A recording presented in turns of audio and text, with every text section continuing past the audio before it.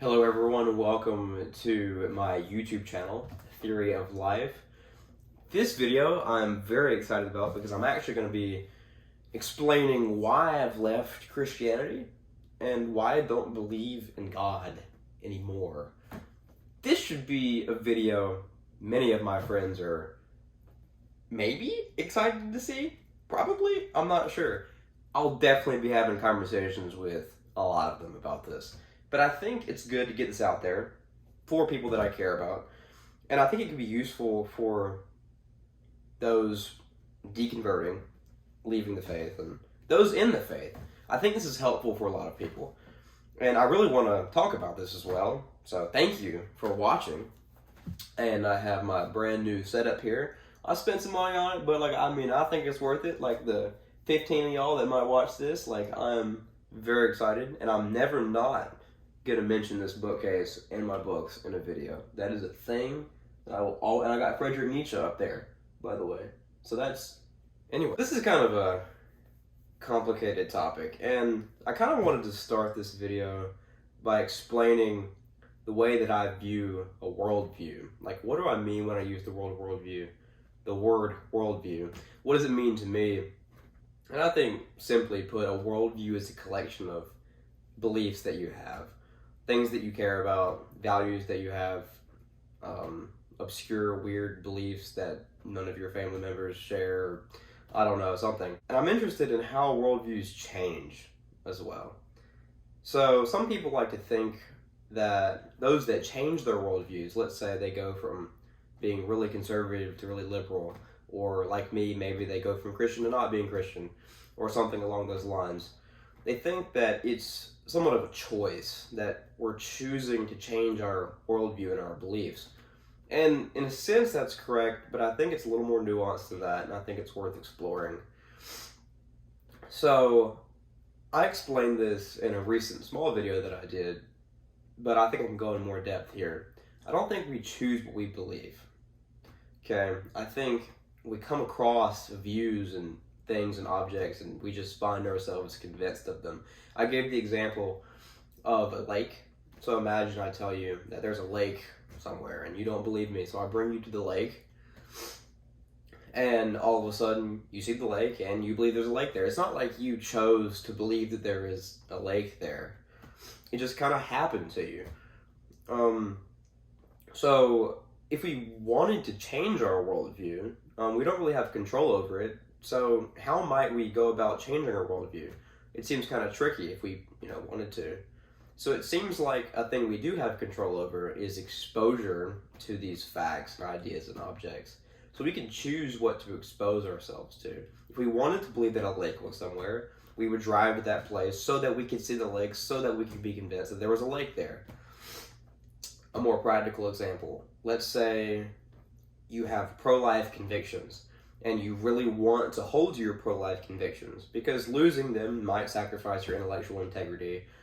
You might be made fun of, a whole host of things. There's a lot of incentive to keep your beliefs. So let's say you face an objection that you don't really know how to handle.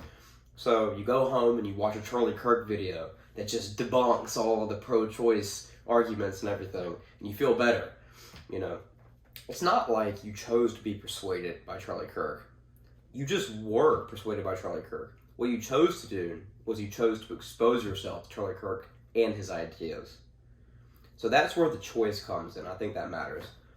So that being said, why might we, in general, want to change our worldview? There's a bunch of incentives. I've just mentioned some.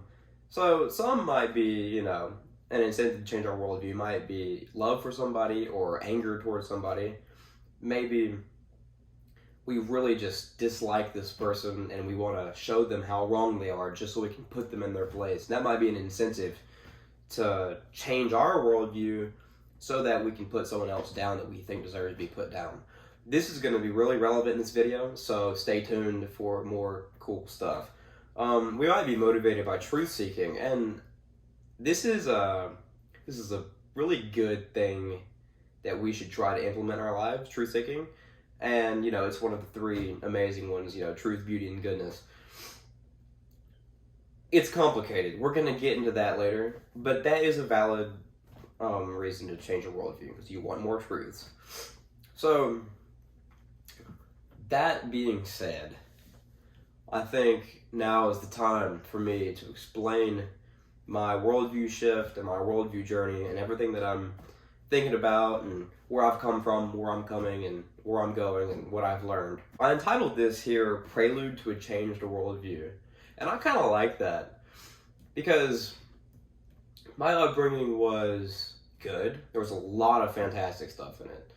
Like, I really value my childhood, my elementary, high school, and it's the same school system thing. I really value my experience there and my friends there and everything. It's a really nostalgic, meaningful place for me. So in no way do I ever mean to bash this community at all. There are problems, of course. No organization is perfect, but overall it was a fantastic experience. And my upbringing by my grandparents was obviously really good. And there's a lot to value there. There is some stuff to think about, though. And this is pretty common for a lot of people who go through a deconversion or come out of the faith or something. And people get really frustrated with a judgmental, hypocritical attitude that's pretty predominant, especially down in the South. I think the community set the moral standard so high because of their devotion to Scripture, the Bible, Christianity, Jesus, God, that anything that fell short of that necessarily was immoral, right? It's a scriptural doctrine that anything below perfection is disgusting to God. And I think in the doctrine, what's needed is someone to take on all of the sin of the world and destroy that. And so that when you accept Jesus, it's as if you're pure and clean. I don't know if I messed up the theological doctrine there, but anyway. So this does create a really high moral standard. And because of that, it creates a lot of emotion, right? I think having any moral judgment creates emotion. If someone falls short of your moral judgment, there's no way you're going to look at them and be like, I don't care. You have moral judgment for a reason. You're going to look at them and be like, okay, they didn't live up to who I think they should have been. And so there's kind of a judgment there. But if your standard of morality is so high, there's no way you're not going to judge everyone that you see. So it does kind of have this somewhat of harsh, oppressing vibe to it. It's not overbearing, but that's definitely there. Hypocrisy is there because the ones that uphold these really strict moral standards don't follow them as much as they expect others to. And that's something frustrating to deal with. Now, one thing that really frustrated me a whole lot was this ascent to knowledge that God existed, or that Christianity was true. Now, I was a Christian at the time, but it seemed a little bit arrogant to me, simply put. Senior year, I took this really good class, actually, at school, and it was a biblical worldview class, and I loved the teacher. He was fantastic. I miss him so much. But in that class, skepticism got brought up, and it was essentially the question, well, how do you know XYZ beliefs? It wasn't necessarily with Christianity, a whole bunch of things. And the question, how do you know, really rang inside of my mind for so long. I remember the months after we had that class where we talked about that, months after, I was still thinking about it, and I was questioning. I was like, how can I even know that my reason works? How can I know that the faculty that tells me that 2 + 2 = 4 is reliable, right? Like, maybe our minds just are not accessing truth in the right way. And I hope to have a podcast on this, actually, with my friend, about the limits of knowledge, and that should be really cool. So, but that'll be in the future. Anyway, so if I can't even know if my reason works, how can I possibly know that a God exists? In that moment, the supernatural, the ghostly, the weirdness of religion hit me. It was like someone rising from the dead, a God existing. I pray to this thing every night and nothing happens. And what does happen is I'm convincing myself that there's someone there trying to help me, trying to guide me through life, but I'm just talking to myself. That's it. And if I can't know that my reason works, if I can't know that my five senses work, if I can't know any of this stuff, how can I possibly know that a being I've never experientially been engaged with is communicating with me and hearing my prayer and helping me through life? How could I possibly know that? So people that claimed to know annoyed me even further. When the skepticism hit me in the mind, I got even more annoyed with this kind of assent to knowledge.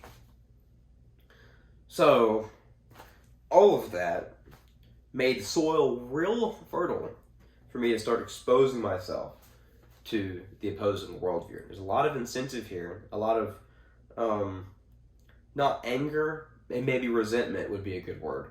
There's a lot of resentment and a lot of incentive to really try to figure out how I can debunk what they're saying, how I can put them in their place, so to speak.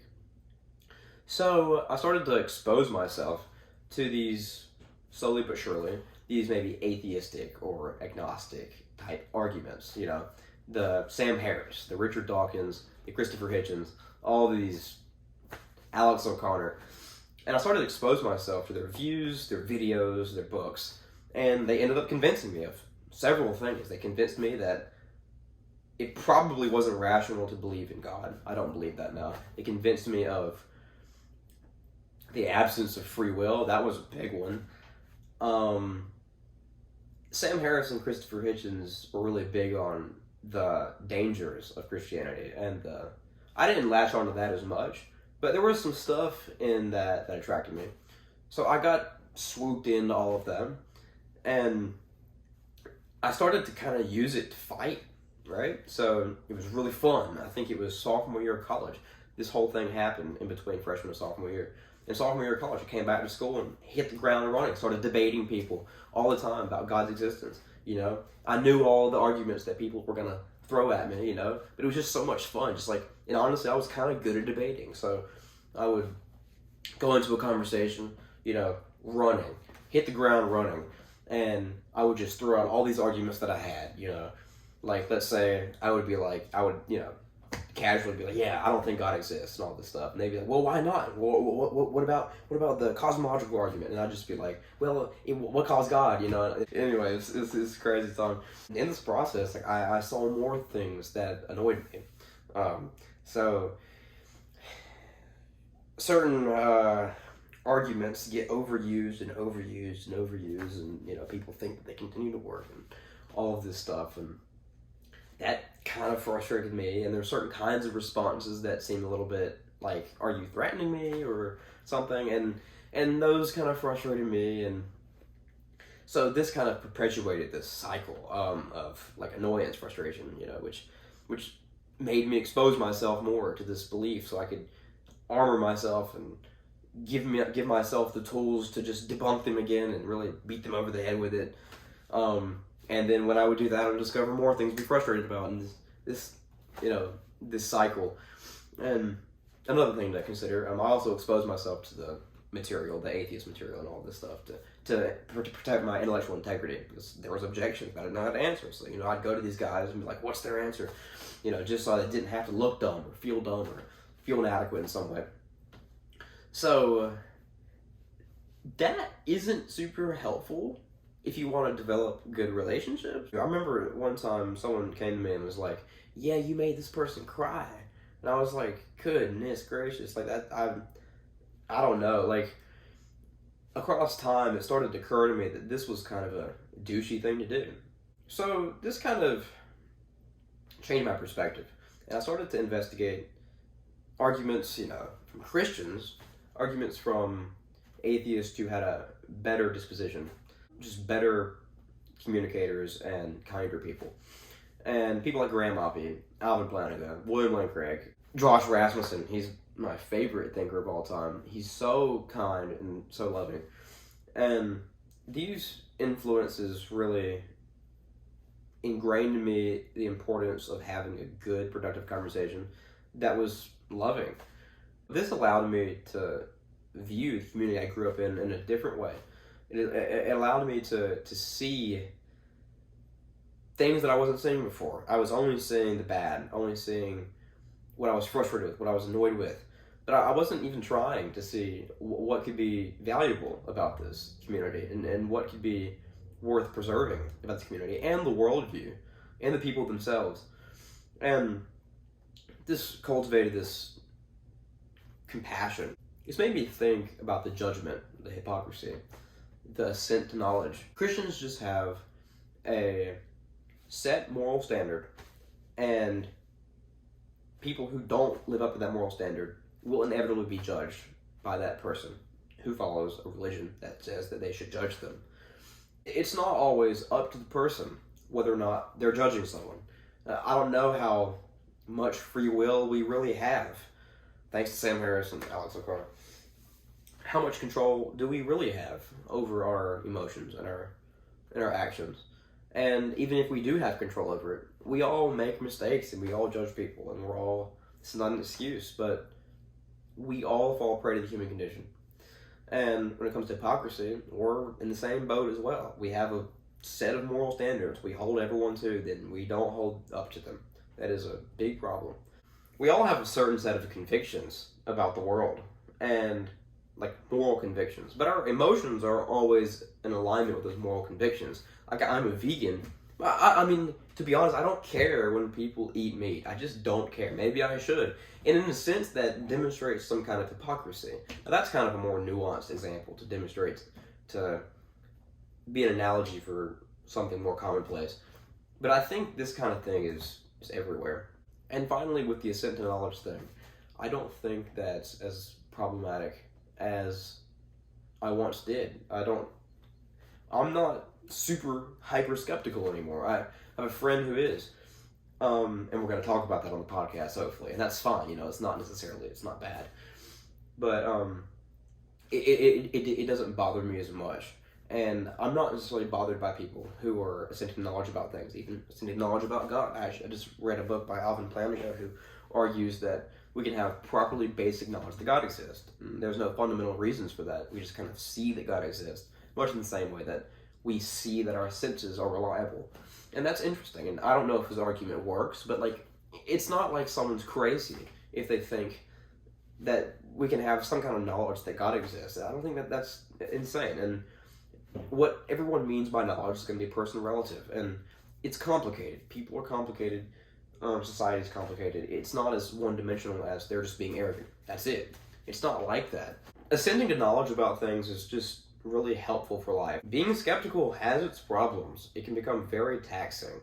It can become very emotionally just difficult. And why would you not just simply assent to knowledge to alleviate yourself? That just makes sense. And I think we do this all the time with everything. If you think about why we believe certain things, you might discover how unsure you are about these certain things. But at the end of the day, you're not going to worry about it. It's fine. You can trust yourself, and you can trust the process. And I think seeing that we do that, as well as Christians, or as well as whoever else, can help us be a little more sympathetic towards that. So, finally, I should say that my skepticism kind of eased away a little bit. It didn't go away. I mean, I still have this skeptical mindset, but I'm not bothered by it. I'm not worried about it. I mean, I can trust my reason. I can trust my senses. So, what about now? When people ask me, what would it take to change your mind? What would it take? That's a really good question. I have no idea. Where I'm at now, emotionally, intellectually, philosophically, spiritually, I'm kind of okay where I'm at. Now, there's a lot of places where I'm not okay where I'm at. There's a lot of places I need to improve so desperately. But philosophically and worldview-wise, I'm not too worried about it. I mean, I like philosophy, but I don't sit around really concerned about my worldview most of the time. Now, what about challenges? Let's say someone brings a challenge to my worldview. So here's a good challenge to my worldview. So something like, well, we have moral knowledge, and evolution does not select for moral knowledge. It selects for survival. So this is a highly improbable event. What better explains this, naturalism or theism? Now, this is a problem for my worldview, and I don't know how to address this problem. It's a good problem, and I like the problem. But there's a question. Do I need an answer? Right? Do I need to have an intellectually satisfying answer to this problem? So, I used to pursue worldview challenges so that I could protect my reputation, or so that I could put others down. I never really was motivated by truth for truth's sake. That was absent. It wasn't maybe absent, it was kind of there sometimes, but ultimately, it was self-preservation or to put others down. But recently I've realized that, I don't really need to protect my intellectual integrity. There's a lot to love about myself, I guess, and I don't think people will hate me if I don't answer their question. If they have a problem for me to solve and I don't solve it, I don't think people really care that much. They might get annoyed, but that's it. I don't need to put people down anymore. I've realized that we're all complex humans. We're all fallen creatures. And it allows me to be a little more forgiving towards people who I would otherwise be really annoyed with. Why should I have an answer? What about truth for its own sake? Now, how many people really pursue truth for its own sake? Now, philosophers maybe, and I like to do it in my free time. Maybe we all like to do it in our free time and really investigate stuff and read. But at the end of the day, how many times are we taking an objection to our worldview, really critically analyzing it, and really trying to figure out the truth of it? This does not really happen. What ends up happening is we view it as a problem, and we kind of end up telling ourselves, we don't have to have the answer. It's fine. And because of that, I don't really see a pressing reason to have an answer for certain objections. In the same way that probably Christians don't need to have an answer for objections I might raise to them. And the specific problem I've seen in Christians' lives as well. Maybe not problem, but situation. And they handle it in a similar way. Maybe they do pursue truth, but most of the time it's kind of like, well, it's in God's hands. With me, I'm not God. I don't claim to be anything like that, but in a sense, it's in my hands. I'm not too worried about it. So finally, I want to address the themes of faith in Christianity and the value that I think Christianity has. I think the thing that they emphasize is something like, even if God isn't always there, or you don't always feel His presence, you don't have to leave the faith, or you don't have to leave this religion. Simply trust your worldview. Simply trust that God will be there. And I think in a very similar sense, I think this is applicable for most worldviews.